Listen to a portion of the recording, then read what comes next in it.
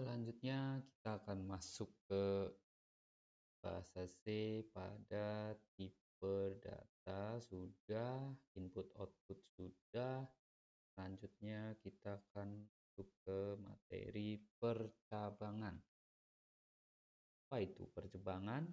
Ya, jadi beberapa kontrol yang bisa kita lakukan untuk menjawab sebuah data yang hasilnya itu random, ya. Yang pertama ada if statement, ya, ada if pasti ada else, ya. Kita masuk ke if statement terlebih dahulu. Kita masukkan contoh di sini int x sama dengan 5, baru kita masukkan if. Nah, if ya, jika x lebih dari 10, ya, jika x lebih dari 10 lupa kurung kurawa, maka ya berarti kan apa yang keluar outnya, apa yang mau kita keluarkan, berarti kalau x lebih dari 10, ya berarti kita menuliskan x lebih dari 10, ya, karena x-nya memang lebih dari 10, ya. Baru titik koma, kita lanjutkan. Nah, else, kita masuk else. Else-nya apa? Berarti kita keluarkan di sini else, ya. Kita keluarkan x tidak lebih besar dari 10. Ya, kalau yang tadi lebih besar dari 10, sekarang tidak lebih besar dari 10. Kita coba apa hasilnya. Nah, kita lihat apa hasilnya. Ya,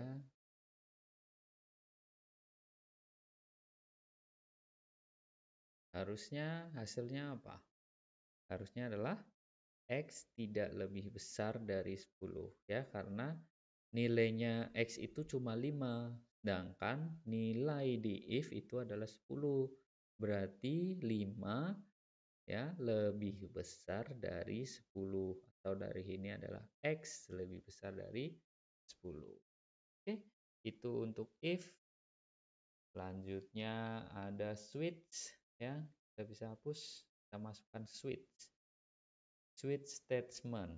Sama seperti if dan else, switch ini fungsinya adalah untuk kontrol statement yang digunakan untuk mengevaluasi. Jadi kita mengevaluasi sebuah ekspresi yang disesuaikan dengan blok-blok yang kita masukkan. Ya, saya beri contoh di sini. Biasa kita masukkan int nilai atau x boleh, nilai boleh, tapi saya menggunakan nilai. X nilai sama dengan 2. Contoh ya, x nilai sama dengan 2, lalu kita masukkan switch. Ganti. Nah, switch-nya itu kita ganti. Nilai, switch nilai berapa? Ya, jangan lupa kurung kurawa. Lalu, nah, kalau ada switch pasti ada case. Kasusnya adalah 1. Jika cout itu, ya, nilai adalah 1. Nah, jika cout nilai adalah 1, maka kita break. Nah, kita break. Nah, break itu berarti bisa seperti ENDL, sama, ya. Lalu case 2, nah, case 2 itu juga sama, kita outkan. Apa yang kita outkan adalah nilai adalah 2. Nah, untuk nilai adalah 2, berarti kita ada break lagi, ya. Break lagi. Selanjutnya sama seperti di atas, case 3. Nah, case 3 kita buat 3 sajalah biar tidak terlalu banyak. Nilai adalah 3. Ya, kalau tadi adalah nilai adalah 2, sekarang nilai adalah 3. Sorry, ini harusnya di bawah ya. Oke. Ini case 3. Di sini kita tuliskan Cout ya. Cout nilai adalah 3, jangan lupa titik koma. Nah, setelah itu jangan lupa break. Setelah break baru kita masukkan default.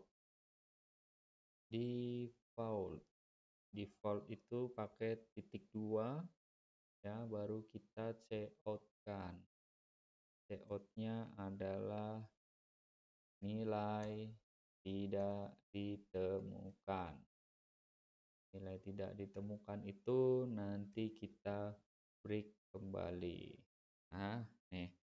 Berarti kalau nilainya itu adalah 2, harusnya kita nanti ketika eksekusi itu akan muncul nilai adalah 3. Kenapa? Nilai yang awal itu kan adalah 2. Sedangkan baris yang akan kita keluarkan nanti adalah 3. Nah, kalau di sini tulis 4, berarti nilai tidak ditemukan. Kita coba. Kita coba apakah hasilnya sama atau tidak ya. Baik, tadi ada masalah lalu kita buktikan. Nah, kita buktikan berapa hasilnya.